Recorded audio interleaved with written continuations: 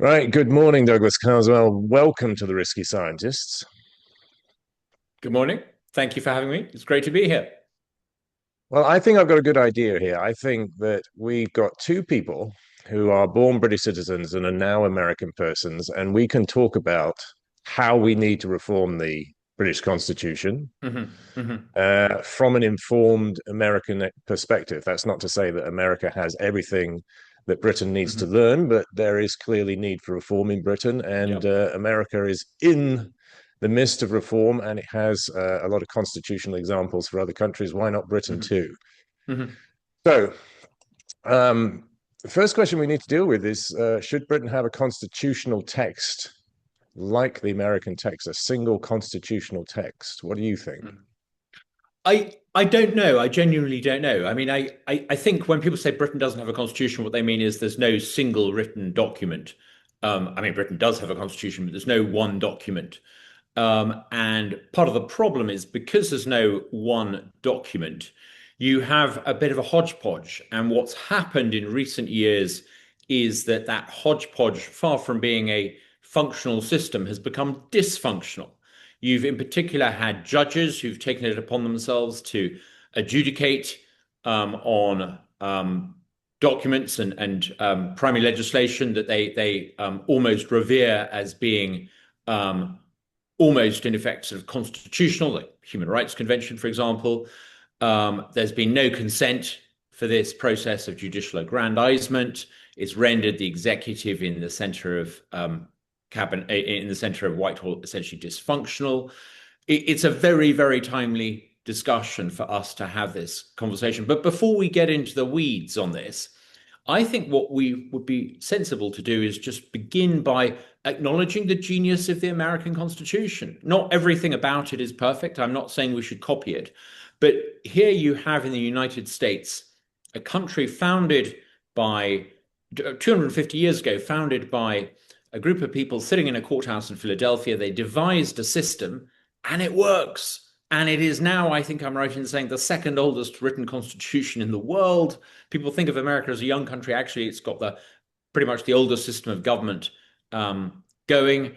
It works and it is a marvel. So I think actually the old world has much to learn from the new. So I think this is a very timely topic of conversation. I don't think we should cut and paste the American Constitution, but I think there are things about the American Constitution we would be very wise to learn from. Yeah, well, I agree with you. I'm going to say this is my bias. I think we do need a constitutional text, and Mhm. the reason is that clearly, whatever the British Constitution is, it has not protected our rights. So people often refer to Britain has a Bill of Rights. Well, clearly, it's not constituted strongly enough Yep. that when Parliament passes the Online Safety Act Yep. and other acts that end up being executed in a two-tier Yep. fashion, Yep. there's no appeal to a Hmm. constitutional Bill of Yep. Rights to Yep. invalidate such a law. Yep. So for me, I think we need to start with at least a Bill of Rights. So that and I'm Yep. just bringing that up. We can talk about Bill of Rights later, Yep. but just bringing Yep. that in Yep. as an example where we need to, which Yep. justifies a constitutional text. And then the other thing is people often talk about the British Constitution starting with the Magna Carta.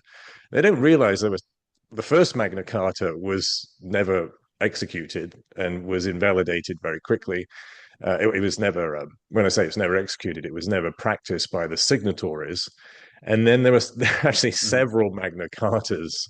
There is not a single Hmm. Magna Carta, and the one that Yeah. the first one that people always say, that's the foundation of our Constitution. It was never actually executed, ratified, practiced.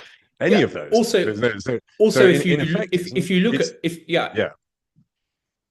Go ahead. also if you look at Magna Carta, you might expect to find a lofty treatise that talks about the rights of freeborn Englishmen. Actually, it has large sections talking about who has the right to fish in the Thames. I mean, it's right that we venerate Magna Carta, but I think it's a bit of a myth to say that the constitution that functions in Britain today is based on Magna Carta. And indeed, I think it's also slightly um, overly romantic to think that the way that Britain is governed today is dictated by the British Bill of Rights. actually large sections of the Bill of Rights have been sort of superseded, if you like.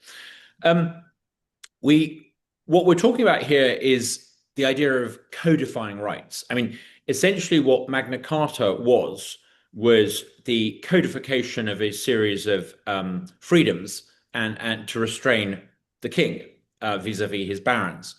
The Bill of Rights, 1689, 88 and 89, after the Glorious Revolution, that also codified certain rights. What we're talking about is codifying rights here. Now, other republics, other countries have also done a similar thing. Interestingly, in Venice, at around the time of Magna Carta, actually, the Doge would sign a promissory note, a sort of version of Magna Carta, if you like, that would promise to limit what the Doge could and couldn't do. So the idea of codifying rights, and of course the American Bill of Rights is perhaps the most famous example of a codified system of rights. I do think we need to be a little careful in Britain, though. If we want to imagine that somehow creating a text of codified rights is going to solve our problems, we have today a series of codified rights in the European Convention on Human Rights. And I would argue it's actually, as a codified series of rights, rather a nice series of rights. The problem is it's utterly ineffective.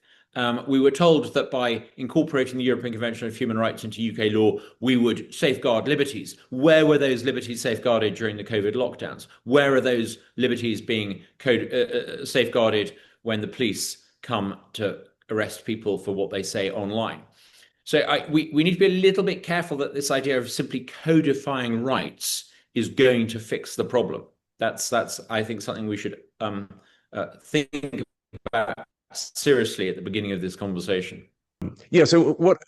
the way I think the problem with the human rights, the trend to human rights, is they are rights to things, and the Bill of Rights, I think it's the original Bill of Rights and the Magna Carta for that matter, are somewhat mistitled in terms of rights.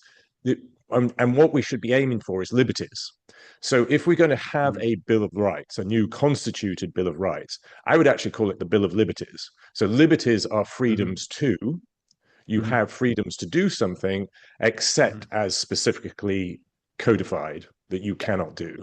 And instead of having which is the modern trend, having rights to things, and then it's very difficult to constrain those rights in sensible ways, and you end up with two-tier justice, because anybody's rights can be interpreted by the practitioners and the executioners as being privileged for this particular group, right? So I would say we don't need a Bill of Rights; we need a Bill of Liberties. What do you think to that? Yes, I'm all in favor of us passing a law that says, because of this law in Britain, the state shall not do the following things. And then I think we can largely sort of cut and paste the First Amendment, the American First Amendment. I'm all in favor of that. That's wonderful. That's great. But bear in mind, Bruce, that the problem is not that we don't have a good codified system of rights. The problem is that we, number one, have a judiciary that is essentially activist. They are think of them as politicians who failed to get elected, and so they went off and became judges, and they scratch that itch by being activist judges. They make blatantly partisan they make blatantly subjective decisions. They do not administer justice objectively. They have a leftist agenda. The British judiciary are largely activist left-wing lawyers. So you can have the most magnificent text in the world and call it the Bill of Liberties, but if it is put in front of these activist judges, they will not safeguard your liberties. There's a second thing to take into account. In Britain today, it is actually the law of the land that people with so-called protected characteristics, by which they largely mean immutable characteristics to do with race, should be treated in a privileged fashion over and above people without protected characteristics. The law is specifically racist, intentionally racist, It is a sort of almost a British version of apartheid. It's not quite as extreme as apartheid, but like apartheid, it actually recognizes people as having different racial characteristics should be treated differently.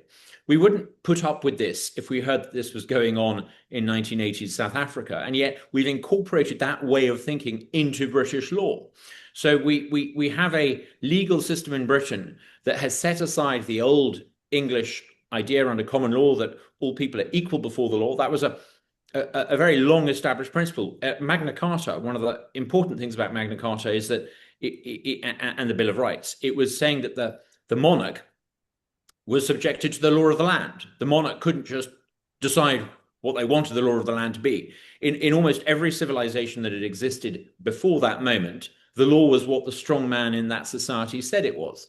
Magna Carta's significance is that here is an example of people saying, no, no, no, this is the law, and you, even though you are the monarch, must abide by it. What we've done with the judicial revolution in Britain over the past 20 or 30 years is give judges huge scope to interpret the law on the basis of their leftist prejudices.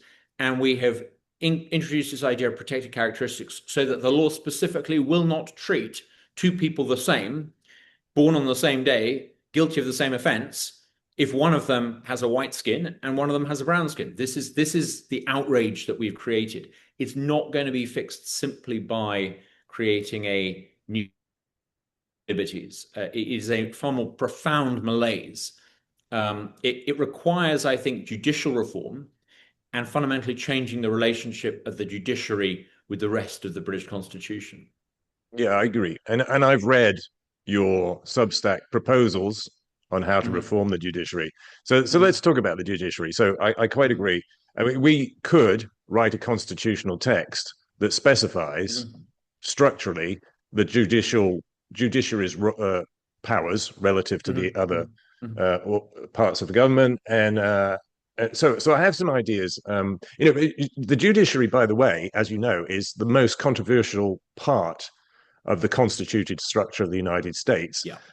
Mostly because it is the unelected part. The terms are very long for the judges. Supreme Court judges are appointed for life. There is ambiguity about how far the executive can appoint judges, etc. Now, I think this is going to be a bugbear in any constitutional reform in Britain. So, and I've read your proposal. So let's talk about these. How about we give up the Britain's Supreme Court, which is practically unaccountable, and we return the constitutional judgments to the House of Lords. Yep. Well, I think what you say about America is a really good point. I mean, I venerate the American Constitution, but I think if it has some flaws, there's one element of the American Constitution that I don't like, and it's the idea that the judiciary is of equal import to the executive and the legislature. John Marshall, a Supreme Court judge, I think was very effective in advancing the power of the judiciary. I think increasingly under the Warren Court in the mid-20th century, the US Supreme Court became in effect a sort of activist body. I don't think this is quite what the founders intended. And I think one's now in the regrettable situation today, and I speak as a conservative, where the Supreme Court often makes decisions that are partisan, if you like, and people almost expect it to be partisan. In fact, the president will appoint judges to the Supreme Court on the understanding that in doing so, they are tilting the scales one way or the other. Now, I'm slightly old-fashioned. I still think that judges should interpret what the law says, not what they would like the law to be. And I find it slightly regrettable that even conservatives in America sometimes put outcomes ahead of process when it comes to the Supreme Court. I don't like the idea of activist judges in a Supreme Court, but the Americans have their system, and I suspect that there will be moves towards more judicial restraint, but we have what we have in America. The bizarre thing is that Britain, having had a completely different system has chosen to sort of try to ape the American system, or the worst aspects of it. The Blairite vandals that came along and did so much to wreck the British system, economy, and constitution from 1997, decided to create a Supreme Court. Why? Because they wanted to ape the American system, because the judges wanted to aggrandize themselves. So they created a Supreme Court. Now, up until that moment, the most senior legal officers, if you like, in the country sat in the House of Lords. They were accountable to the Lord Chancellor. And there was one of those funny old systems of British restraint, and it worked. The Lord Chancellor was a lawyer. They tended to, they were obviously a member of the government. They were obviously a member of Parliament in the Lords, and they oversaw the judicial system. The disaster of the Blairite reforms was to end that system, to create a Supreme Court that was accountable to no one, to give it the power to interpret what the law should and shouldn't be.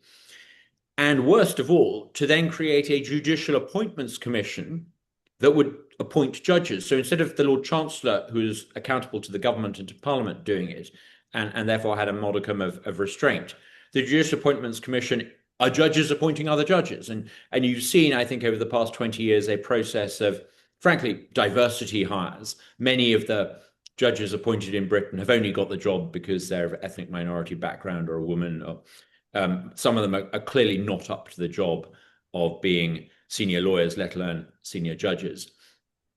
And I think this has created a profound problem in the judicial system in Britain. We got a glimpse of this when there were riots a while ago, and some of the decisions made by some of the judges were very clearly not about the objective administration of justice. They were very clearly two-tier justice being administered by British judges. Now, this is a consequence of this decision. We've created an unaccountable, aggrandized judiciary. Yes, I think we need to go back to the pre-Blair vandalist reforms. We need to abolish the Supreme Court. It's ridiculous to call it a Supreme Court in the first place. It occupies a building occupied by a Middlesex county court. They changed the name of the building and the street to give it the pretensions of being a Supreme Court. We need to turf it out. We need to get rid of the Supreme Court. Our senior judges need to go back to sitting in the upper chamber, call it the House of Lords, the Senate, whatever you like, under your new constitution. And the boss of that whole system should be the Lord Chancellor. And it should be the Lord Chancellor, accountable to Parliament and the government, who should oversee senior judicial appointments. I think there's a lot to be said in the old British system that operated not just in the judiciary, but over in the square mile. You used to have a system where the governor of the Bank of England would personally know many people who ran banks and could spot a wronger, and it worked. You need to go back to having that system, not only with financial regulation, you need to have a similar system when it comes to the judiciary. The Lord Chancellor should know some of the senior judges personally and be able to spot a wronger. Under the current system, that doesn't happen, and it shows. Yeah. So just on the Lord Chancellor, so why not the Justice Secretary as the ultimate arbiter of what is a good or bad judge?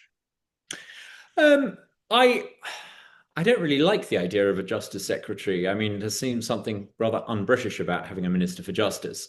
Some might even say it's slightly sort of, George Orwell.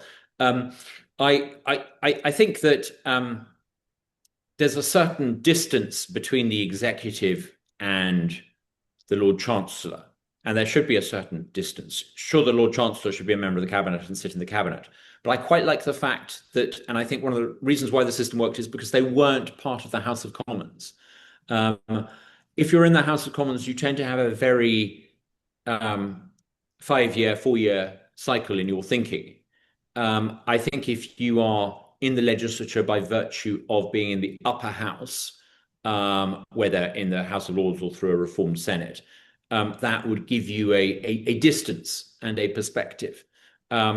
I can't think of a good Lord Chancellor who is in the Commons. I can think of lots of good Lord Chancellors who are in the Lords. That may be my ignorance, but there was a lot to be said for the old system. It may not be something you would create by design, but it worked. I mean, the danger is that you can destroy things by design.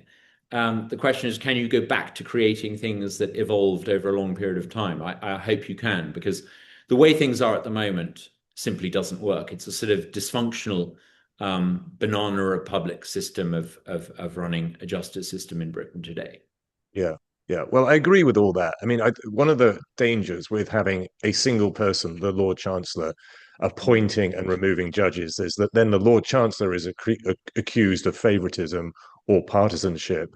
So maybe one Well, you solution need is an that element we, of favoritism. You need an element of favoritism in the sense that the Lord Chancellor should favour judges who adjudicate correctly and on the basis of what the law says. I mean, favoritism is good when you favour people who are good and competent. Favoritism doesn't work when yeah, you favour people if who are it's diversity meritorious, hires. Yeah, yeah, yeah, yeah, yeah.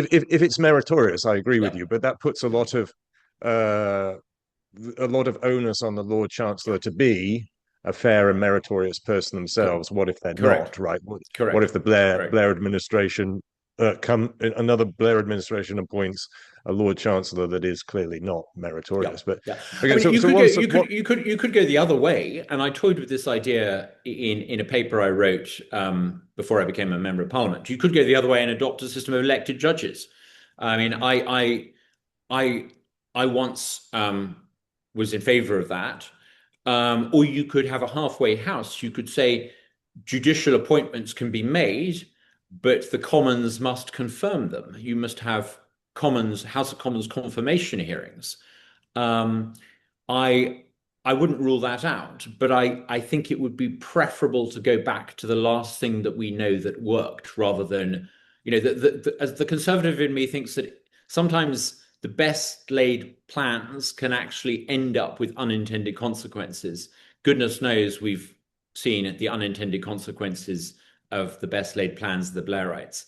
Perhaps the safest thing to do is to go back to the last system that worked, having a Lord Chancellor, yeah.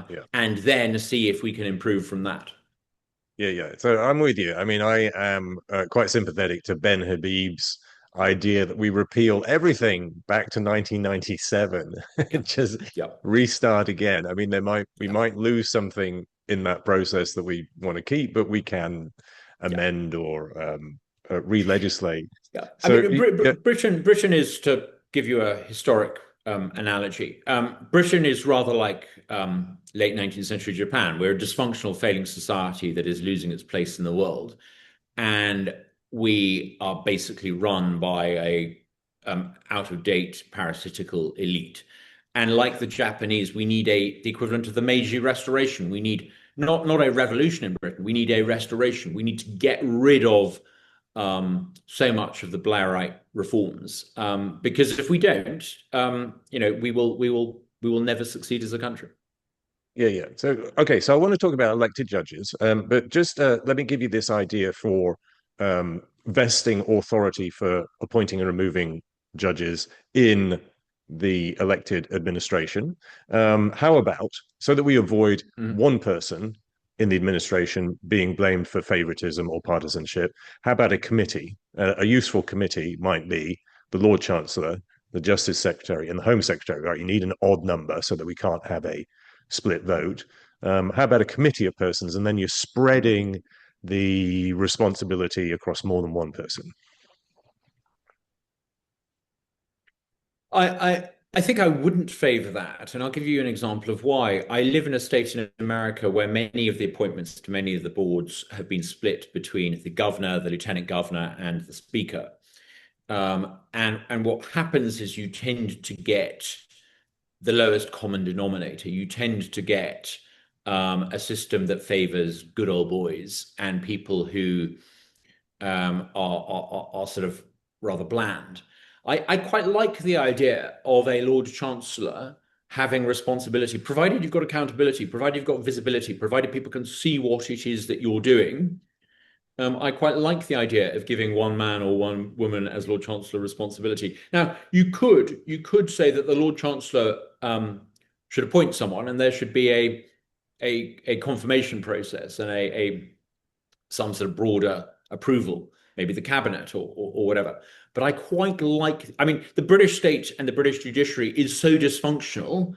I think it requires someone with surgical skills to appoint people of character and competence to bring it back from the brink. I mean, I don't think we should understate this. I think we're in a dangerous situation where large swathes of the population are losing confidence in the legitimacy of the judges. And I think if we're not careful, judges will be seen as being essentially malevolent figures. If you were to, in the British folk memory, if this was the story of Robin Hood, British judges are no longer seen as being part of the, the band of merry men in Sherwood Forest. They are seen as being on the side of the Sheriff of Nottingham. And in the British mindset, the folk mindset, once judges are seen and senior police chiefs are seen as being on the side of the Sheriff of Nottingham, you're in very dangerous territory. So I think we do need a restorationist government to come in and have a Lord Chancellor whose sole mission is to restore the credibility of the judicial body. And I think that requires giving the architect of the restoration the ability to make big decisions. Yeah. I like that argument. Okay, so let's briefly talk about elected judges, right? So as you know, in the United States system, the federal judges tend to be appointed by the executive and confirmed by the Senate. At the state level, depends on the state, but there are elected judges, particularly at the local level. So equivalent to in Britain having sheriffs or constabulary judges that work in a constabulary constituency, if you like, would be elected. And I'm quite attracted to the idea of having locally elected judges, because then the judges are serving the community on which they judge. So what do you think of that? At a local level, in terms of administering justice, boy, it works, and it works really well in America, and it's insane that we don't have it in Britain. In America, at a sort of state level in Mississippi, most of the judges who make most of the decisions are elected. They're not able to run as Republican or Democrat, but they might say, vote for me because I have solid conservative credentials, or vote for me because I'm a wishy-washy liberal. They may not put it quite that way, but people know what it is the judges are saying.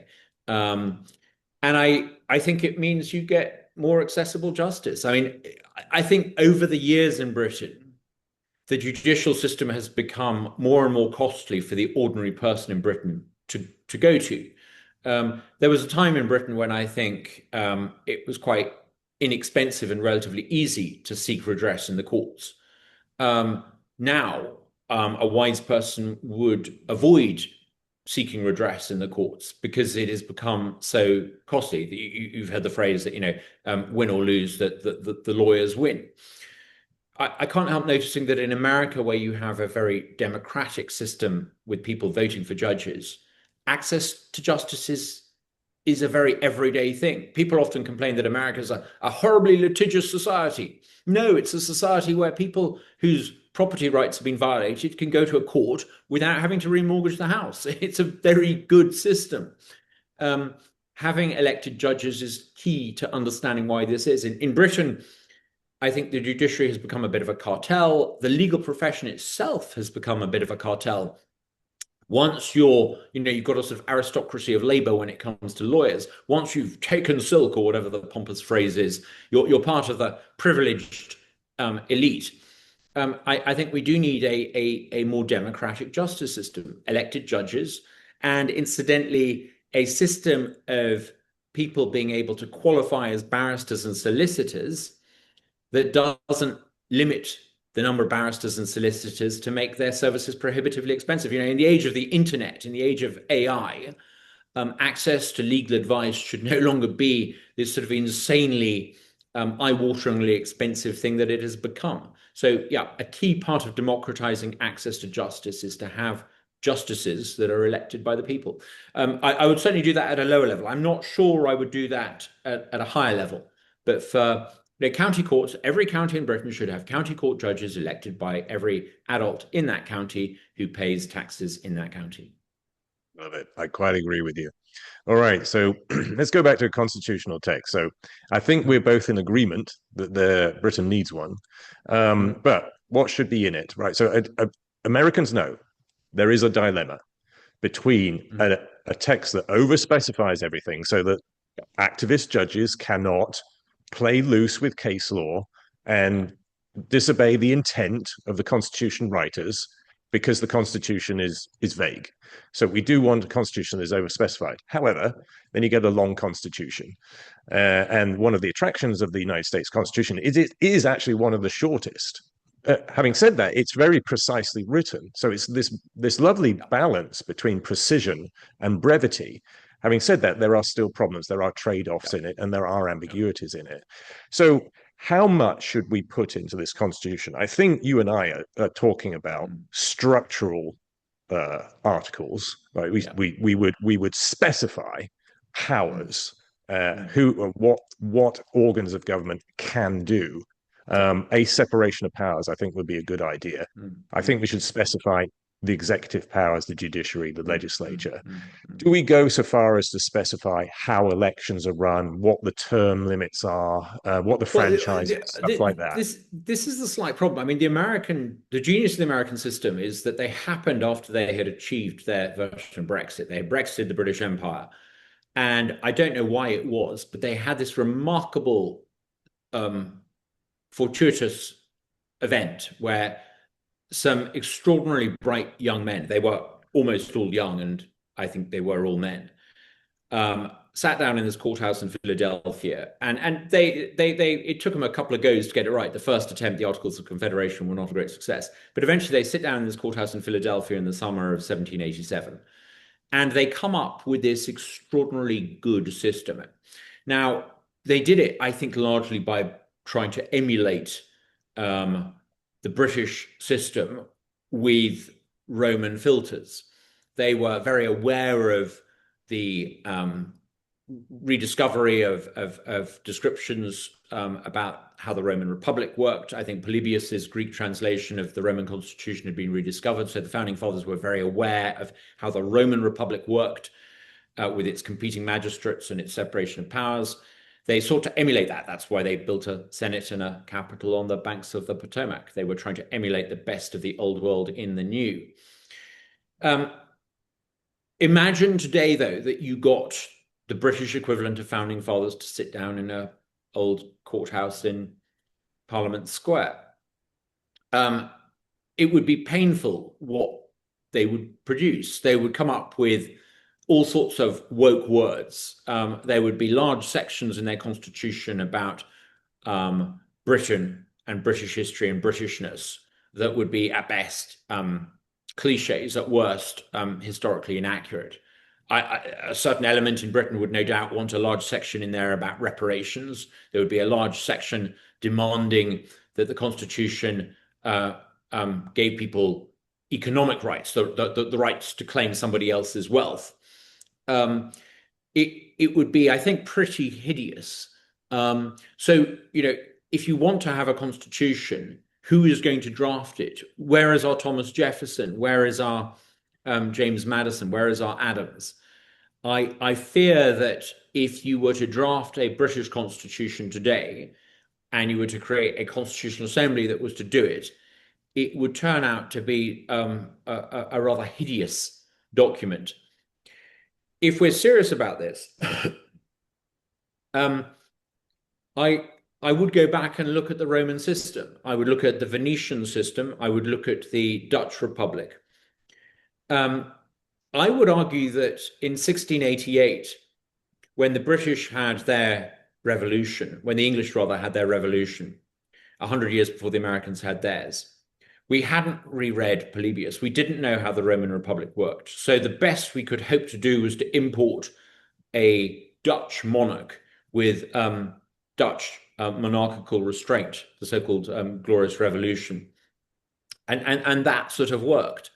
Now, I also think it would be almost impossible to draft a constitution without someone somewhere saying, let's become a republic. I would argue that Britain has been a republic with a king for several hundred years, and it's worked rather well. Even when you get a bit of a dunderhead as monarch, which occasionally happens. So I'm very nervous about who would do the drafting. the conservative in me says that perhaps rather than try to create a new system from a blank slate, what is it about the existing system that we can change to improve it to get to where we want to get? So I would maybe start not with a grand constitution. I would maybe start with free speech. How do we codify free speech? And how do we guarantee that never again in Britain will a family sit in fear in their sitting room, in fear that the police will come and arrest them because someone happened to say something that was rude or obnoxious online, but clearly wasn't incitement? How do we guarantee that? Let's start small. Let's try to codify the rights of people to say and think what they want to do without fear of retribution from a leftist, activist state and police force. Yeah. If we can do that, then let's move on to some of the other things. But we can't even manage that yet. Yeah, yeah, and I've always thought that a Bill of Liberties is the way to start because it's much easier to define what our liberties should be than it is to Yeah. constitute the structure of government. So I Yeah. quite agree with you. Yeah. By the way, I had to laugh when you were talking about when you were imagining a constitutional convention in Britain and all the woke and cross intersectional interests that would come into that. I mean, we've got a precedent for that, and I think you were in Parliament at the time because under David Cameron, we had a political and constitutional reform select committee, Yeah. which drew up a draft. I think they called it a draft of some proposed constitution, and I had to look it up because I remember the language was ridiculous. But it's more ridiculous than I remember. And the preamble starts united, comma, we stand in celebration of the diverse voices that make up the great chorus of our nation. And it's just full of platitudes like that. And and then it goes on to say, let our principles animate our dedication to peace and justice. But It's not it's not. even a constant. Yeah. It's like a It's not. mess.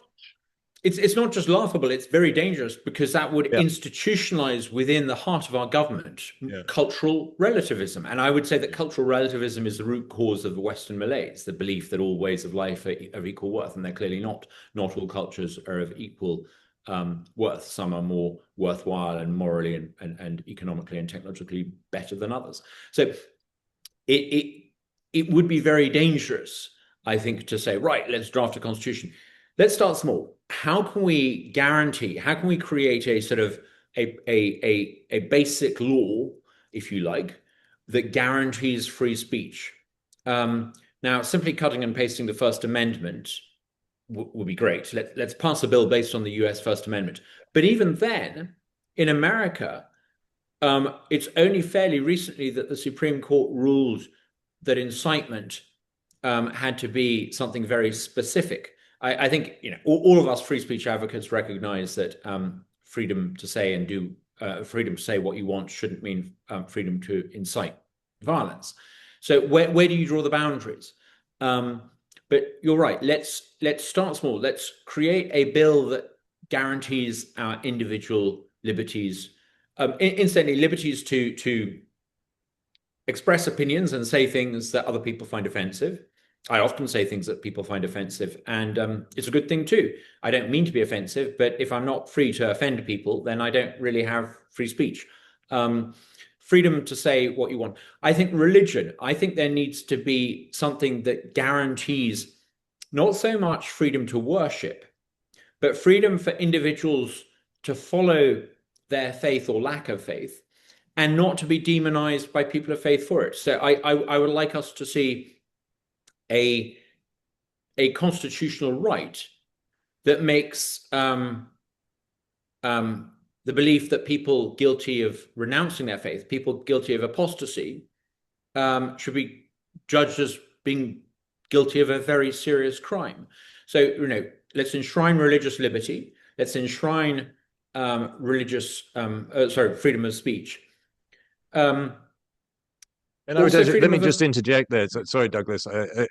I would also say not just freedom of religion, but equality of religion, and that would deal with the current administration, Starmer's administration, which is clearly through tier two-tier policing, two-tier justice, privileging Muslims. And you can see it most objectively in its funding of security for Muslim centers, mosques, and so forth.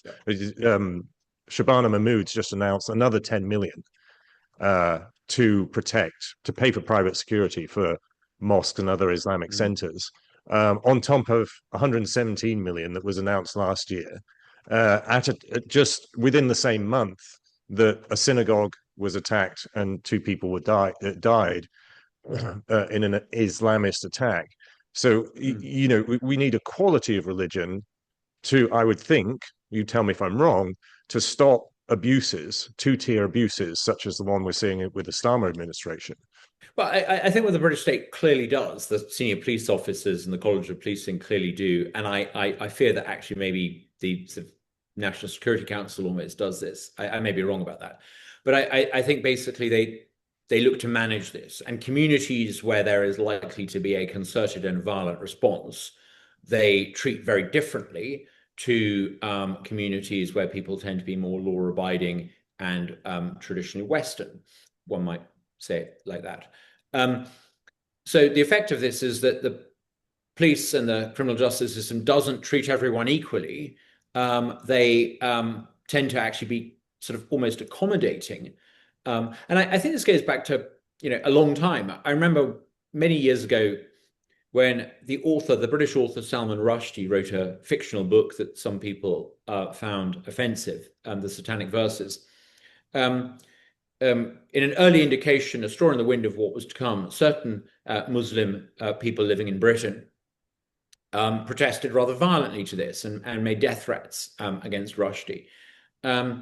And rather than get ahead of this and say, no, this is absolutely intolerable, and treat those protesters and those advocating for violence against Salman Rushdie as they should any Briton, what happened was the British state started, I think, really from then on to treat different communities differently, to the point now where I think large swathes of indigenous British people recognize, I think quite rightly, that the police and the criminal justice system are not treating everybody equally. And there are some favored groups, favored because the British state doesn't want them to kick off.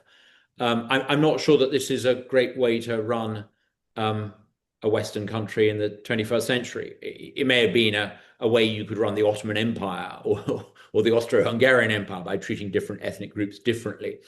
It's not going to work in a modern Western democracy. Yeah.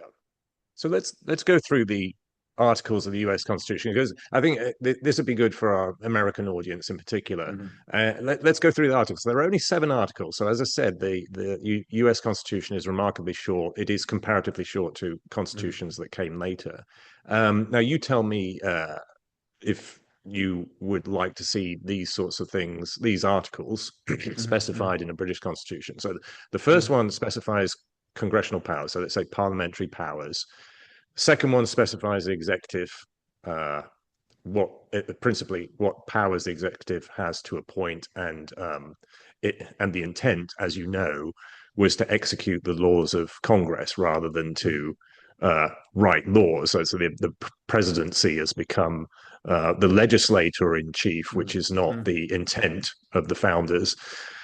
Third article specifies the judiciary. I think 1, 2, 3 articles, by the sounds of our conversation, we think a British constitution should specify those powers. Well, hold on. I don't agree with the idea of specifying Parliament's powers. Why? I think there's a danger of a sledgehammer that misses a nut. We, under our system, have the idea that Parliament is the supreme authority. It is the supreme power. It's something I think we've forgotten at our peril. But the king is not sovereign. Parliament decides who the king or queen should be. Parliament is sovereign. If you define the powers of Parliament in the British Constitution the way the Americans define the powers of Congress, what you would effectively do is acknowledge that Parliament is no longer supreme. And that could have potentially huge implications. Remember how the British judges, that ghastly woman Hale, and the Supreme Court judges tried to overturn the notion of parliamentary supremacy. They were so desperate to try to stop Brexit, they invented all sorts of new constitutional doctrines. One of which they suddenly started to claim that Parliament couldn't decide when Parliament should be prorogued. Absurd and ridiculous, and incidentally a clear breach of the Bill of Rights, which says that no court should adjudicate on proceedings in Parliament. So I would be very reluctant to do anything that might give the leftist institutions of the British state the thing they really want, which is to overturn the notion of parliamentary sovereignty. They're already desperate to do that, and I would by all means codify the power of judges, codify the power of quangos and civil servants and the executive, but don't do anything that curtails the supremacy of Parliament. In a weird way, that is supremacy of Parliament is always been the shorthand for supremacy of the people. Going back to when we cut the king's head off after Marston Moor, it is the supremacy of Parliament that allows the people to choose a government that says, Yabu fish cakes to everything else. This is what we're going to do. Yeah, right. But hang on. I mean, let me just clarify. Is your concern that if the Constitution specifies Parliament, then that implies that the Constitution is sovereign above Parliament? Yeah. Okay. But what if the Constitution specifies that Parliament is sovereign, and in fact the House of Lords or whatever replaces the second chamber? The second chamber of Parliament decides what the Constitution is. Well, yeah, I need to think on that. But I mean, I think any constitution should have almost as Article 1 something that makes it very clear that, Parliament is sovereign and there is no greater authority than the monarch in Parliament, and the monarch in Parliament is the font of all authority. I mean, you've got power, which is who decides. You've got the Constitution and Parliament. You've got authority above power. What is the legitimate source of that power, authority? And then you've got above authority, legitimacy. I think your Constitution would need to really acknowledge that and start off by saying that authority flows from the supremacy of Parliament, and that everything that this document is trying to do is to determine the limits and the limitations of power of other parts of the British governing system under this idea of parliamentary supremacy. Yeah. Okay. I'm with you. I think we can finesse that. I think we're in agreement on that. Yeah. By the way, there's an interesting aspect to the United States Constitution, which our American audience will be aware of, but I think it's interesting to clarify it for the British audience, is that the United States Constitution specifies that the people are sovereign. However, clearly, it then goes on to specify powers to the three main branches of government, principally under the founders' intent, Congress. So Congress was the first to be specified in the Constitution and clearly the most powerful of the three branches, although, as I alluded earlier, that in practice has been changed, so the executive is the most powerful branch. Now, there's an interesting, at least semantic issue here, whether you declare that the people are sovereign, however, that sovereignty is expressed through their representatives in Parliament, or whether you express in the British tradition, Parliament is sovereign. Yeah. Parliamentary sovereignty is shorthand for sovereignty of the people, and it has been since the English Civil War, since we cut the king's head off. The sovereignty of Parliament is shorthand for sovereignty of the people.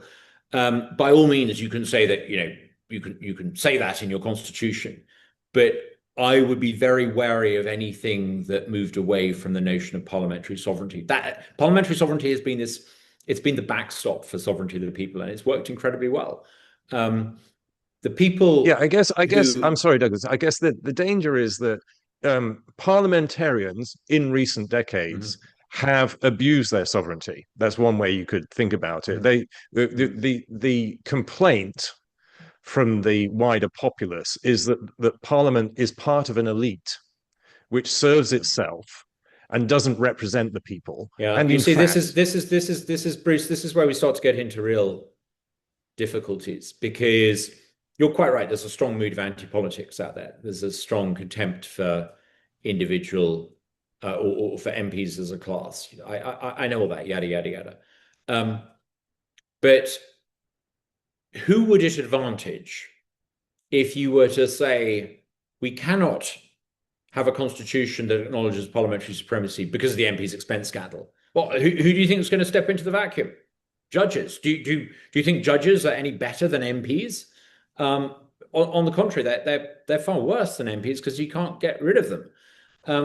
So if you want to go down that route of we're not going to have parliamentary sovereignty because we don't like parliamentarians, okay, then you're heading to South American banana yeah, I republic mean, I territory. wasn't suggesting that. That's I wasn't Venezuelan suggesting that. territory.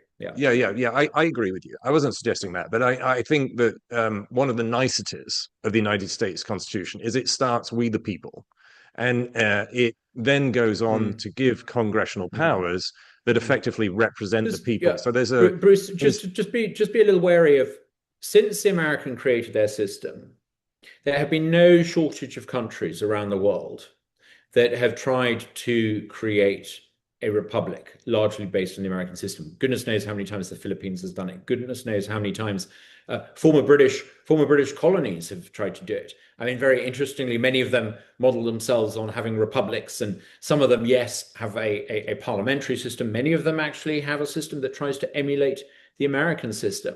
There's yeah, no yeah, shortage of countries in the past 150 years that right, have tried right, to emulate the and American system. the How did founders that were work out for mindful of most that. of them? It was a Yeah, disaster.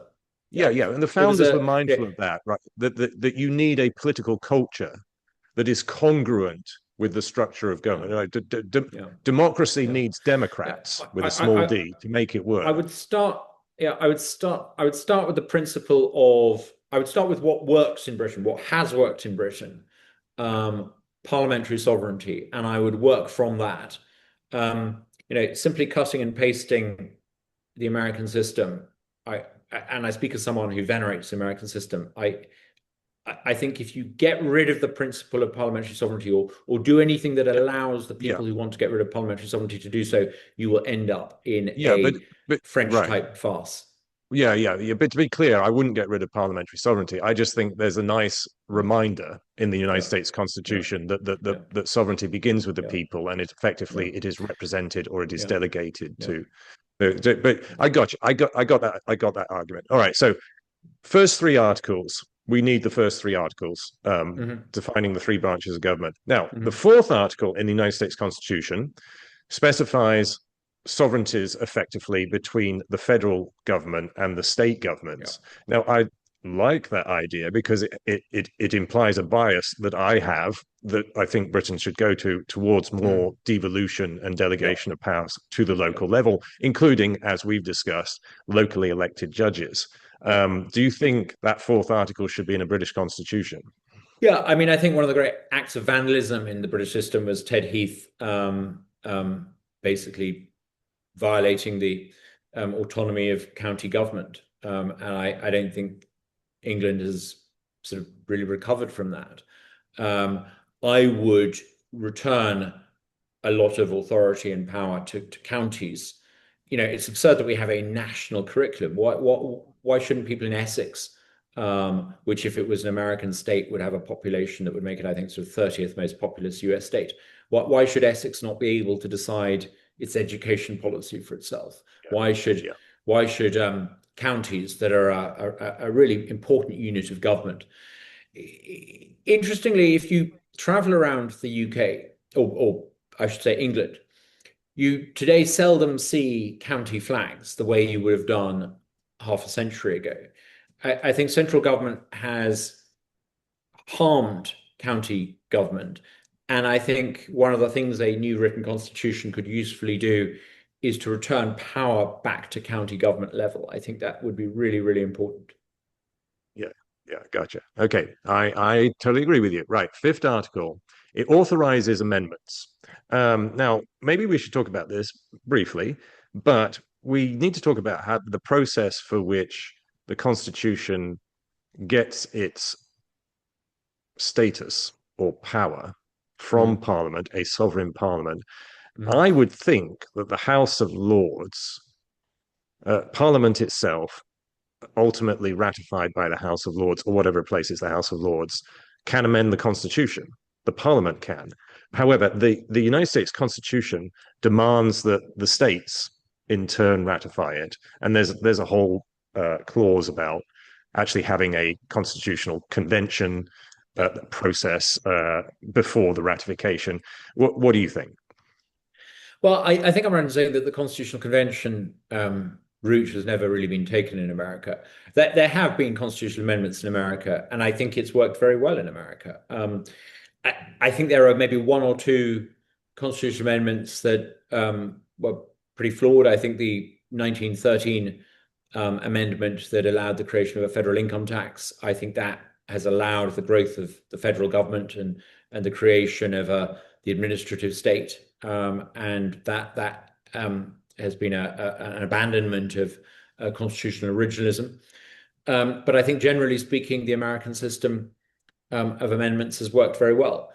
Um, I think it would be very difficult in Britain to say that a constitutional amendment would require a binding referendum. I think a referendum may be needed, but I think a referendum constitutionally can only ever be advisory if you adhere to the principle of parliamentary supremacy.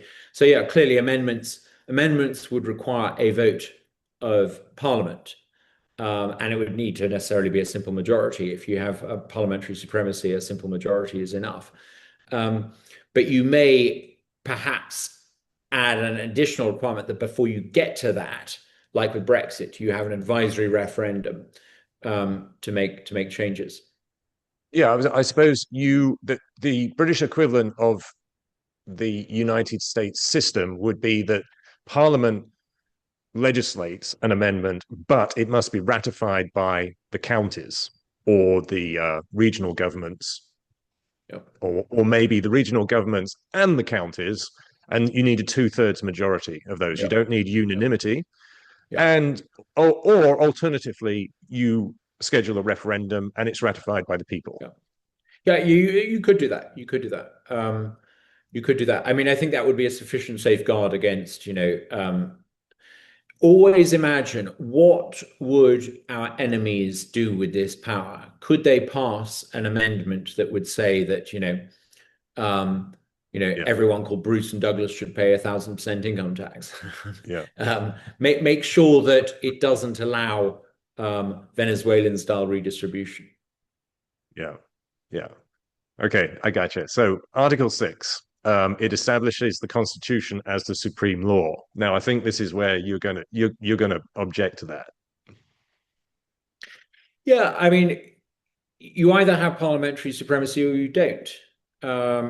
And you know, if you have parliamentary supremacy, then acts made by Parliament are supreme.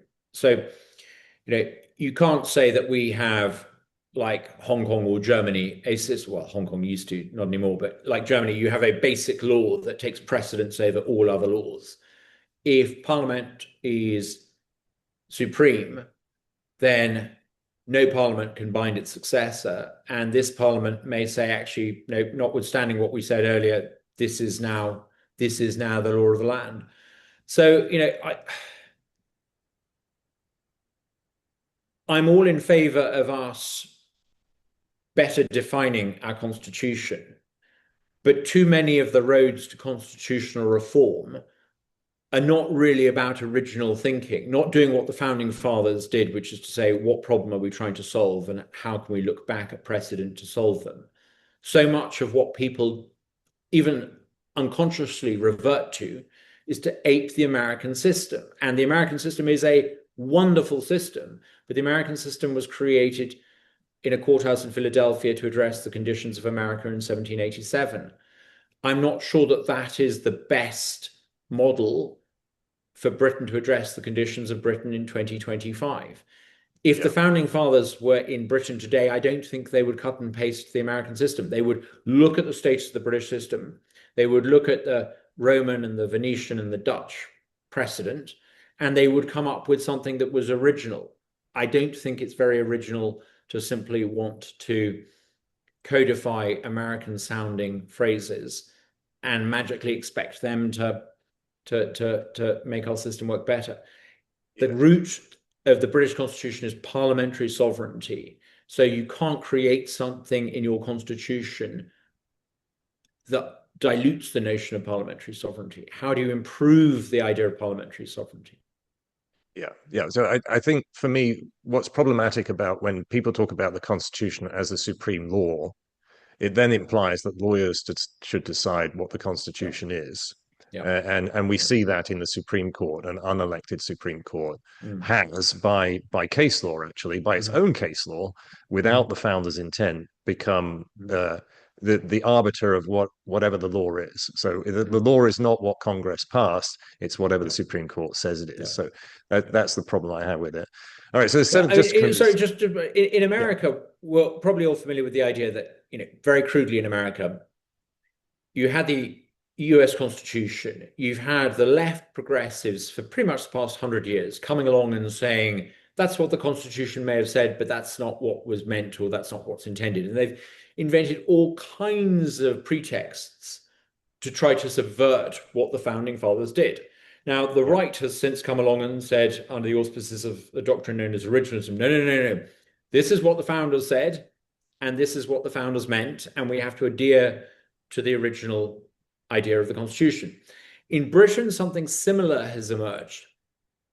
The left has come along and said, I know that parliamentary supremacy used to exist, but here's a reason why it shouldn't. And they've created judicial review. They've expanded judicial review. They've incorporated the ECHR into UK law. They've sought every opportunity to dilute the notion of parliamentary sovereignty. What the right in Britain needs to do, similar to the originalists in America, is cleave to the idea of parliamentary supremacy. We may not like MPs, we may not like parliamentarians, but the only guard we've got against the tyranny of leftist lawyers and leftist Blairites and police chiefs who hate us, and they do hate us, is parliamentary supremacy. So the conservatives in the broader sense in Britain should rally to the originalist idea in the British Constitution, which is parliamentary supremacy. Yeah. I'll add something else about the American progressives you're talking about. The way they reinterpret the Constitution is they don't just say this is what the founders really intended. They also said, well, if the founders were alive today, they would realize that their intent should be different today than it was then. And the other thing they say is the Constitution should be flexible. Even if the founders intended in the 1700s that the Constitution should be this, it should be flexible because times have changed, which is kind of true. But the problem with that is if the Constitution is inherently flexible, it's not a constitution at all. And who decides that it's flexible? This is all about post facto rationalization of judicial aggrandizement. You say, I am the judge, so I can decide how it should be bent. No. That is not justice. That is political activism. And it gets back to your point that we need Parliament to be sovereign, certainly not the Supreme Court. I am mindful the Constitution should not be sovereign in the sense that it dictates what Parliament should be doing. But if Parliament passes the Constitution as an act of law, in effect, Parliament's still sovereign. It can still, and if it can amend the Constitution, then it is still sovereign. So one thing that could be very usefully done by legislation that I think would address a lot of the constitutional mishmash that Britain is in. Parliament could pass a law making it very clear that no court can adjudicate and rule on the basis of guidelines and guidance, non-statutory guidance issued by non-departmental public bodies, and adjudicate as though that guideline guidance has the force of law. One of the reasons why the British system has been so hideously incompetent and grown so hideously incompetent, and why, we're presided over by officials who can't get the basics right, is because we've got this bloated administrative state, this alphabet soup of government agencies. Those agencies are beyond parliamentary and ministerial oversight. And what they do is they issue guidelines. The Financial Service Authority does this. The people who regulate drugs do this. This alphabet soup of quangos, they all do it. They issue guidelines. Courts then adjudicate on the basis of those guidelines as though those guidelines were a law passed by Parliament. Parliament needs to make it quite clear that that should stop, that no guidelines issued by non-departmental bodies has the force of law. Do that, and I think you would lift a lot of the fog over the administrative state. Yeah, I agree with you. So guidelines are essentially British guidelines are essentially equivalents to American regulations, where the law, you not just got the Supreme Court deciding what congressional law is, you've got quangos, equivalent to quangos, so executive agencies deciding what congressional law is in the form of regulations, and in fact, guidelines as simple as letters, where infamously, the Obama administration sent a letter, a dear colleague letter, to universities saying this is how you should now interpret the law on equality, and we're now going to persecute men in particular as a consequence of that. On both sides of the Atlantic, we have this idea that we live in a democracy where the law is made by people that we elect, and the law is what the people that we elect say it is. Increasingly in the United States and Britain, actually that is not the case. You have this administrative state that is not properly accountable to the legislature, that the legislature has in fact delegated responsibility to, and the administrative state issues guidelines, and that has in effect become the law. And it explains why, for example, despite the City of London having an army of full-time regulators through the FSA and all the rest of it, the financial service regulation in Britain is essentially dysfunctional, and the City of London has ceased to be a major financial centre the way it used to be. Same true with regulation in so many different aspects of life in the UK. Deny the administrative state the ability to issue de facto law and pass a legislation that insists that unless this Parliament has specifically made a law, a court cannot rule on the basis of guidelines. Yeah, I've got a couple of shocking data for you, which you probably know. There are 100 times more regulations than laws as measured by pages. So regulations in the US system specifically mean edicts from the executive agencies. And there are 300,000 crimes in the United States at the federal level. And most of those are defined by regulations, not laws passed by Congress. So law in the US system means legislation out of Congress. Yeah, and the US Supreme Court is actually starting to do something rather sensible on this. I'm not familiar with the full details, but people who talk about this, who know far more about it than me, often talk about the Chevron case. The Supreme Court at one time basically said, it's fine for executive agencies to decide stuff interpreting what they think Congress meant. The Supreme Court apparently has now started to say, that is not the case. Unless your executive agency is specifically authorized to do X, Y, and Z by Congress, it may not do X, Y, and Z. And I think the turning point has occurred in America where they're beginning to row back on all of this stuff. They haven't even begun to tackle this nonsense in the UK. Yeah. So I agree with you on the guidelines. I think there's another thing I would like to change, which is case law. So I think, and you can disagree with me, but I think the British judicial system relies too much on case law, and you get activist judges making up case law because they don't like the law, the legislated law that comes out of Parliament. And you see that particularly in family law and civil law, and to some extent in criminal law too. So it's not just guidelines, it's that courts, judges have got into the habit of ignoring even guidelines. Go ahead. I don't know. This is an area where I'm genuinely conflicted. One of the things I love about the English system and the English-speaking world's legal system is the concept of the common law. I love this idea that the common law is organic, and the common law evolves, and the common law is a product of not top-down design like the Napoleonic law, but a system of organic design. I think the common law is one of the marvels of the English-speaking world. It explains why the English-speaking world is better than the Napoleonic world in so many ways. Yeah.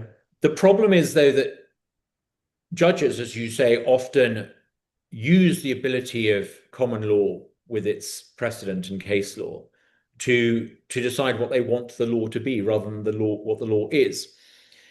You cannot have a system of common law and an activist judiciary for long. Eventually, what will happen is people will grow weary of activist judges deciding things, and people will say, as you've said, hang on, you need statutory law to decide these things rather than case law. At the danger of slightly contradicting everything I've said about activist judges, I do like the fact that under common law, when you had judicial restraint, the law could evolve without conscious statutory top-down design. So I'm genuinely conflicted, but I would agree that activist judges call into question common law precisely because they abuse it. And you're right about family law. Judges are making decisions they have absolutely no right to be making. Yeah, there's too much discretion. And by the way, there's discretion to make case law up as you go along, but then that discretion also discourages appeal courts from contradicting the courts, particularly. I think I'm right in saying this. I'm not an expert on this, but I think I'm right in saying we've seen this with privacy in the UK and super injunctions. I mean, who the heck are judges to basically have created a precedent? It is concerning. But I do like the idea under common law that the law evolves organically. Yeah. I agree with you. So I think one of the ways to finesse this problem is that we encourage our legislators to over-specify their statutes, get back actually to statutes that used to be over-specified comparative to the sort of legislation we've been getting in recent decades, and get out of the habit of these awfully vague adjectives, right? So, for instance, a good example is the Communications Act 2003 under the Blair administration, which has this term grossly offensive. And then it never specifies what grossly offensive is. And that obviously gives a lot of discretion, flexibility, whatever you call it, to the courts to interpret what is grossly offensive. And you end up with two-tier just list because activist judges can say, I don't like your politics, you are grossly offensive. On the other hand, you're fine. And prosecutors do this too. That's how we get two-tier justice. So I want to over-specify things and get away from these ambiguous, inherently interpretive, flexible adjectives like grossly. Yeah, I mean, a lot of this has happened where laws have been passed almost on the expectation that the courts are going to have to clarify what's meant. It's a thoroughly bad idea. And maybe legislators need to go back to the fundamental idea. The state has a monopoly on the use of force. The state is able to require, at pain of imprisonment or worse, you and me to do things we don't want to do, to hand over our wealth, to give up our liberties, to give up our property. It should therefore use that incredibly carefully and with incredible restraint. How did we ever get to a situation where we thought it was fine to use that monopoly on the force of power to ban the use of plastic drinking straws, for example, or to regulate what people can and can't drink in restaurants when it comes to soda? I think perhaps people who make the law should be far more careful in how they make laws. Instead of creating lots of declaratory legislation and creating legislation like confetti, they need to go back to making a few specific laws, but making it very well, and doing so in the knowledge that what they're doing is to apply to individuals the monopolistic force of the state. And that is something we should be very careful about doing at all. Yeah, it's a very, very good point. All right, Douglas, one thing we haven't talked about is the franchise. The United States Constitution does specify a bit about the franchise, and subsequent legislation has clarified things like term limits. Should a British constitution specify who is entitled to vote, when elections should be held, what the term limits are on certain appointments or maybe office holders?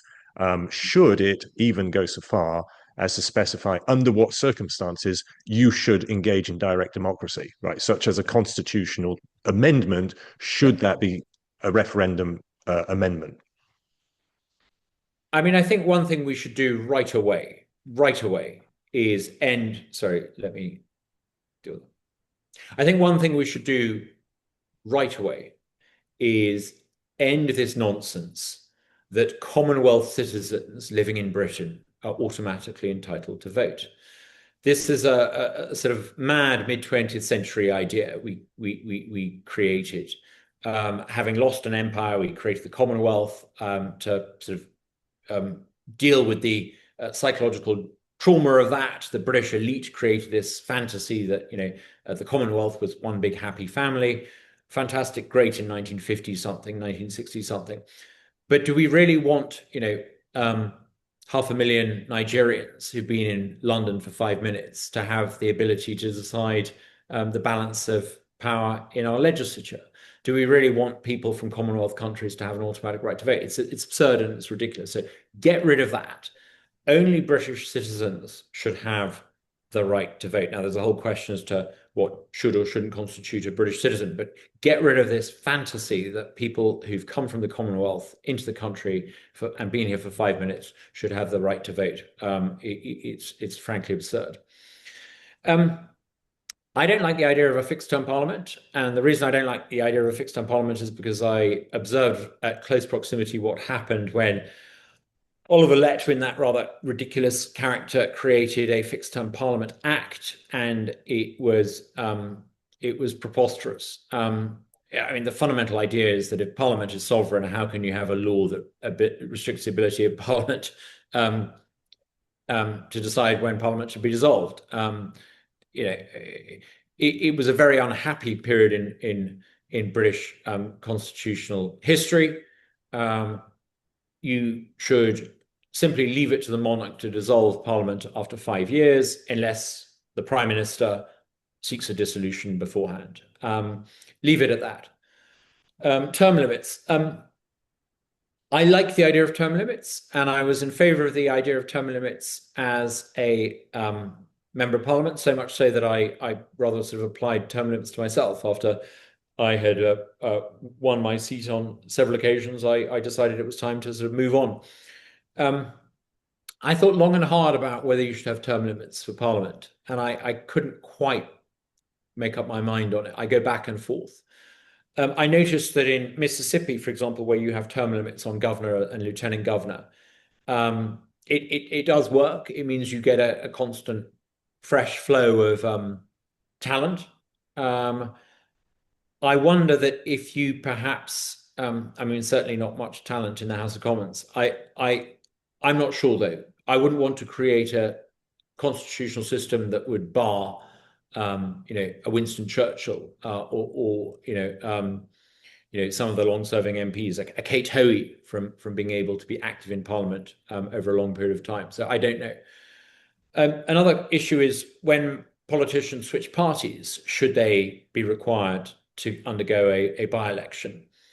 I felt very strongly that they should, which is why when I switched parties, I volunteered to subject myself to a by-election. I think I was one of the only MPs to do that in a very long period of time.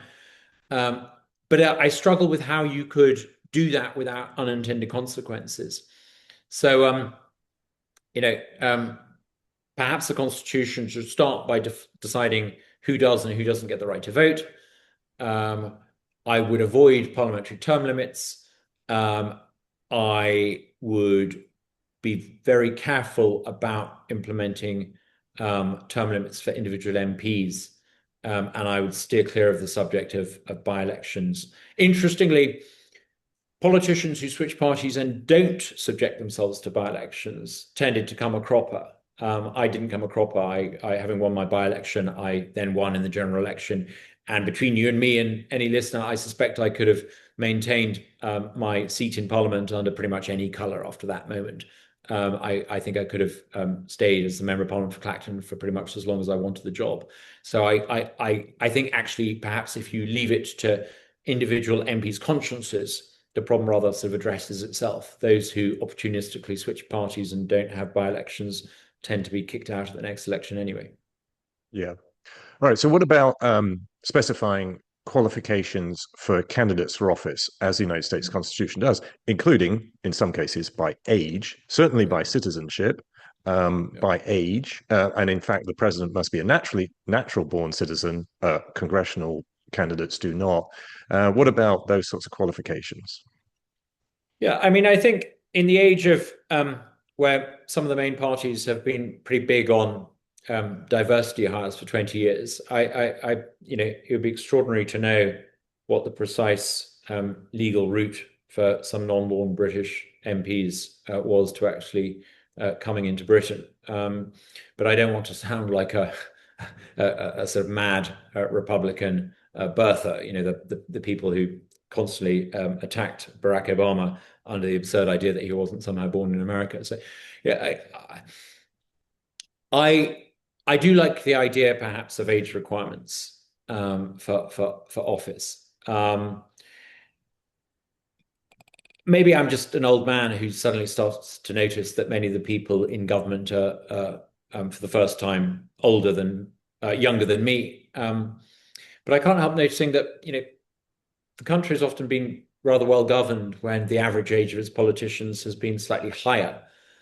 Because of the way that politics now works, there's often a case where people come out of university, become a special advisor, get parachuted into a safe seat, are in cabinet, their career has ended before they're sort of in their mid-40s or 50s. And I wonder if perhaps specifying some age limits for some government positions, think it through, but there may be some merit in it. Yeah. Okay. So final part in American constitutions, and when I say American constitutions, I mean the states as well as state constitutions as well as the federal, is direct democracy. So a lot of constitutions abroad have also taken this approach to specify under what circumstances the people must be consulted more widely, not just on constitutional changes, but on aspects of law. And what I like about being an American voter, as well as I am a British voter, but as an American voter, I look forward to dozens of referenda in my general election at the state level. So I can have a say in whether we should tax this or fund that or change this law. And I think it makes our representatives more accountable. And I think it makes us more democratic. I would like to move in that direction. One of the ways we could move in that direction is constitutionally by specifying under what circumstances you must consult the people. What do you think? Yeah. I think there's a lot to be said for referendums. Pedantics might say I should be calling them referenda, but I'm going to stick with calling them referendums. I think referendums are a good thing. They work well, not just in America at a state level. They work in Switzerland very well. Obviously, if you've got a system based upon the supremacy of Parliament, you could create a system of referenda where referenda would necessarily need to be advisory rather than binding, but that's not a problem. I quite like the idea of local referenda. If, for example, referendums, if you want to raise taxes or you want to implement big change, I like the idea that Norfolk County Council might ask every adult in Norfolk to vote for or against something. There's a slight temptation in the UK, I think, to think we don't need too many elections. Elections are constant clutter. The Scottish referendum was traumatic in Scotland. The Brexit referendum was traumatic in Britain. Let's not have too many referendums. On the contrary, I think direct democracy works, and technology means that there is closer proximity to the people making the decision. Many centuries ago, you needed to vote for someone who could get on a horse and trot off to Parliament or Congress to make decisions on your behalf. You still need a strong element of that. You still do need to have a representative or a delegate making decisions on your behalf. But they're not as remote from you as they were. Technology means that there's a immediacy. So I think you could go back to the electorate more often and ask them for advisory referendums far more frequently than we currently do. And I think that would be a very good thing. But we shouldn't be afraid of elections and referendums. I can't help noticing that when I was a member of Parliament, many people in Parliament are petrified of elections. They're terrified of general elections because it may mean that the pig's trough gets taken away from them if they lose their seat. When I stood in a by-election, a lot of MPs in the House of Commons couldn't conceal their sort of utter disbelief that I would do this what they thought insanely high-profile risk thing of subjecting myself to a vote. But surely, if you're in the business of politics, you should relish the opportunity of votes. You should love the idea of referendums, and you shouldn't be afraid of losing arguments. If you genuinely are in politics for the right reason, you shouldn't be afraid of the fact that you might make an argument in a referendum and lose it, or you might indeed lose your seat. If you're in politics for the right reason, you shouldn't be afraid of that. Yeah, because one aspect of direct democracy we haven't talked about is recalls, right? So those are done by petitions in some state constitutions. So famously in California, Arnold Schwarzenegger got to stand as governor of California because the previous governor was recalled by the people. And that's a form of direct democracy because there is a petition, and if you get enough signatures, then you can force a recall election. And right. So what do you think in the British system? We do have a system of recalls. I'll give you a bit of history on it. A group of us in 2005, 6, 7 formed a group that came up with a direct democracy agenda in Britain. And one of the proposals we had is the right of recall, that if you're a member of Parliament, if local people didn't like them and you could collect enough signatures, you could trigger a recall election. And Zach Goldsmith rather magnificently took this up as one of his great causes and was pretty effective.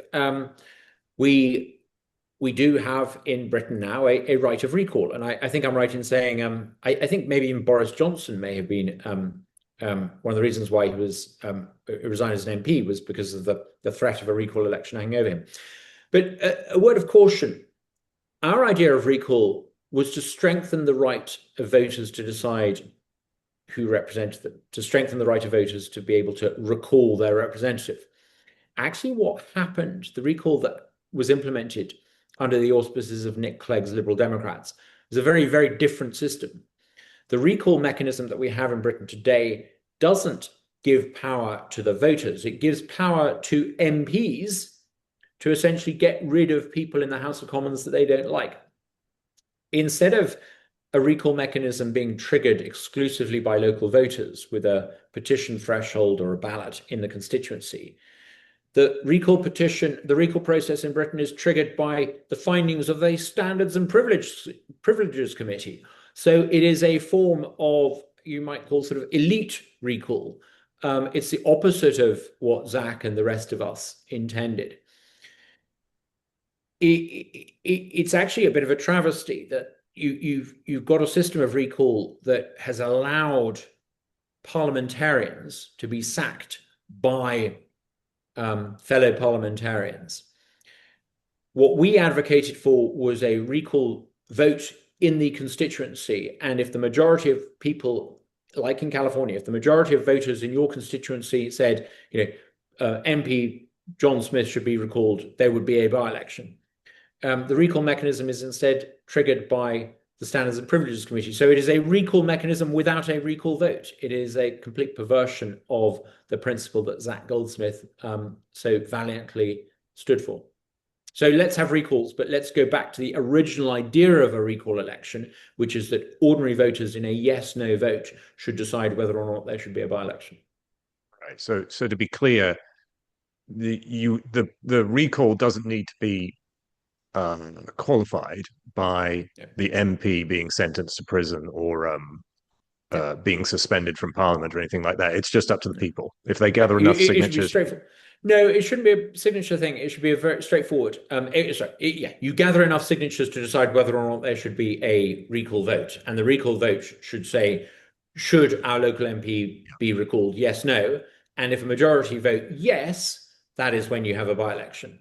What you have at the moment is the Standards and Privileges Committee finding you guilty of some infraction, then deciding to suspend you for a certain period of time. If they suspend you for long enough, that automatically triggers the signature gathering process in your constituency. So you've actually had MPs recalled, not because the majority of their constituents want them to be recalled, but because the Standards and Privileges Committee, a kangaroo court, has found them guilty, and activists have then collected, I don't know, 10, 15% threshold of signatures. It's a perversion of the principle of recall. Yeah. Okay, so would you protect ministers from recalls? No. I'm old-fashioned when it comes to the British Constitution. One of the reasons why I called a by-election when I switched parties is because I venerated this idea that we had in Britain until 1916, which is that a minister is first and foremost a representative of their constituents. And if you are elected to the House of Commons as a member of Parliament and you were invited to join the administration by becoming a minister, up until 1916, you had to undergo an automatic by-election. There were an awful lot of by-elections before 1916 because every time a backbench MP was appointed to the government, they would have to subject themselves to a sort of a confirmation hearing in their constituency. They would have to go back and say, you elected me as your member of Parliament. I want to remain your member of Parliament first and foremost, but the Prime Minister also wants me to be the Minister for Widgets. Can I have your permission to do that? So I feel very, very strongly that a minister in the House of Commons is first and foremost a constituency MP. And let me tell you another reason why I feel this very strongly. I had numerous conversations with members of the Cameron government, members of his cabinet, about whether or not they would support various motions we were putting through the House to insist upon a Brexit referendum. And again, I would have cabinet ministers say to me, well, of course, I can't support you in the lobbies the way I would want to for an in-out referendum because I'm a minister. And I would always respond to that and say, you're first and foremost the member of Parliament for Surrey Heath or wherever it was. Your primary responsibility is as a constituency MP. And I think it's really important that we never forget that. Now, if you want to have cabinet members who don't primarily have their loyalty to their voters, then appoint people to the cabinet in the House of Lords. I think there's some merit in doing that. If you want to separate, if you want a separation of powers, there may be some merit for saying that ministers should not be drawn from the Commons, they should be drawn from outside. But if you are appointing people from the House of Commons to government, that's great, that's fine, that's dandy, but their primary responsibility is to their constituents. It's their constituents who have given them a seat around the table in Westminster in the first place. The fact they may be invited to also be part of the government is secondary to that. Yeah, I agree with you. Their primary responsibility is to their constituents. But in practice, once an MP becomes a minister, they don't have time for their constituents. And in fact, you are, as a constituent, you are better represented if your MP does not join government or doesn't even join the shadow bench, right? They have more time for you. And you think about something like Margaret Thatcher. How on earth could she have had time for her constituents? Well, I think Margaret Thatcher always actually, if I may beg to differ, I think Margaret Thatcher always had time for her constituents, which is one of the reasons why she never lost an election, because she was absolutely assiduous. I know people who worked for her. She was absolutely assiduous in cultivating her constituents in Finchley. One of the reasons actually why she waited so long to get selected for a seat like Finchley was precisely because it was close to the House of Commons, and as a mum and as a politician and as a wife, she knew that she needed to be close to the constituency and to Parliament. Yeah. If you, as a minister, don't have time for your constituents, come election time, they won't have time for you. Think of the various members of the Sunak cabinet who are now no longer even in the House of Commons because they didn't have time for their constituents. And now I think there's something rather wonderful about ministers. And I know this from firsthand. I remember sitting on a train with a minister traveling somewhere, and they sat on the train going through their constituency correspondence with one of their team. And they were primarily interested in making sure that, Fred Smith, their constituent, had his disability payment problem resolved. And I think that's rather wonderful, actually. I like a British system where that comes before, what's our policy on Putin? Let me sort out Mr. Smith's drains first. It's a good system to have. Yeah, I like that aspect of it, but at the same time, the constituents and the government are competing for the Okay, MP's but here, attention. yes, I gave up the ability that I may have had to be in government because I put forward my constituents' wishes ahead of my duty to any whips or to the government. So when people say, it's not fair, I'm a cabinet minister and I'm pulled both ways. Well, I was pulled both ways and I made up my mind as to whom I served. I have zero sympathy for ministers who bellyache that constituents are an inconvenience. No. Your constituents put you there, and it is Yeah. fulfilling the duties of the government that are, if anything, the inconvenience. If you can't reconcile the two, choose one, because if you don't have the support of the constituents, you won't have anything. Yeah. And I think the other extreme is in the American system, where the president has the right to appoint anybody Yeah. to Yeah. secretaryships of the equivalent Yeah. of ministers. They Yeah. can be congressional members, but they have to leave Congress if they're going to join the Yeah. administration. And I think actually there's something to be said for that. I mean, Farage has very interestingly said that if he becomes prime minister, and I think there's a good chance he will shamelessly appoint people with an expertise in something who may not be members of the House of Commons. Presumably, he'll do that by making them members of the House of Lords, although it would be intriguing if he actually didn't even do that. And I think there's a lot to be said for that. For example, Trump has a wonderful energy minister, a chap called Chris Wright, who I bumped into the other day. And Chris Wright knows an awful lot about energy policy and is a all-round actually wonderful person, and also really, really good on energy policy. The idea that America would be better served by only appointing members of Congress for those executive positions, just spend 5 minutes talking to Chris Wright and then spend 5 minutes talking to members of Congress. It's obvious that the American system benefits from this, and Farage is right, correct to say that he would appoint people like Chris Wright to run different ministerial portfolios. I'm all in favor of that. I also think perhaps if you did that, perhaps if being in the House of Commons was not an automatic, didn't automatically put you in the picture for being in the cabinet, members of the Commons would take their role as lawmakers more seriously. You might get better legislation, and you might have a culture in the Commons less inclined to suck up to the whips and more inclined to actually do the job of an MP properly and sometimes say no to the whips. So I think there's a lot to be said for Farage's plan. Yeah. And I suppose one way to finesse the best of both the American system and the British system, and the American system favors expertise. You can just appoint the expert, whether or not they're electable to Parliament. You just appoint the best expert, like the best energy expert, to do energy. So you can finesse that. The British system, the MPs are more in touch with their constituencies, so in that sense, they are more representative and they're also more mindful of constituency concerns. So one way to finesse that is you still have ministers appointed from MPs only, but you appoint more special advisors from outside the civil service who can be experts. Yeah, I think civil service reform is a huge issue. I need to slightly be conscious of the time here. We've been going nearly 2 hours.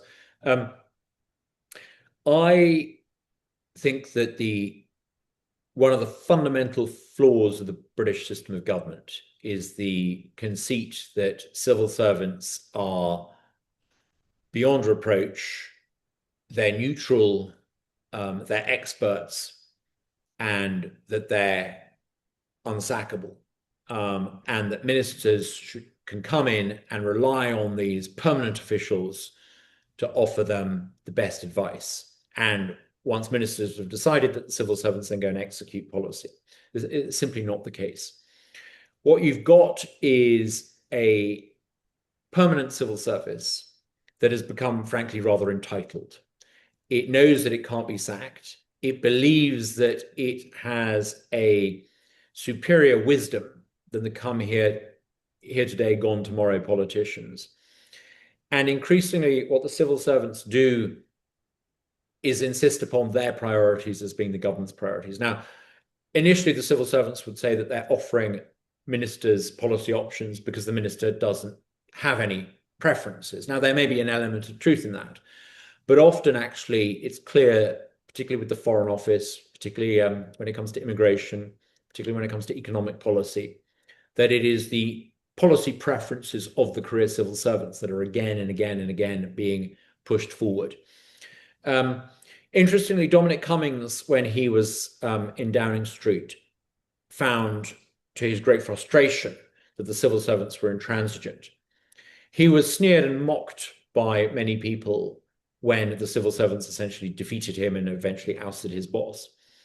What's really interesting is how Starmer, who won a big parliamentary majority, is increasingly finding that Dominic Cummings' analysis was actually fairly accurate, and that Labour ministers now secretly tell you that there was something in what Cummings was saying, that the civil servants really are unaccountable, and the civil servants really are in charge. Ahead of constitutional reform, ahead of any constitutional reform, I think it is imperative that we have judicial reform and civil service reform. The people who really run Britain today are the civil servants and the judges, and they've run the country and they're running it into the ground. We tend to think that we need a constitution that ensures that the executive branch of government is not overbearing. Actually, what we've got is a civil service and a judiciary that renders the executive branch of government incapable of deciding anything. Britain hasn't built any major new roads, any new major reservoirs, any major new runways in a generation. Why? Because the people in number 10 can't get anything done.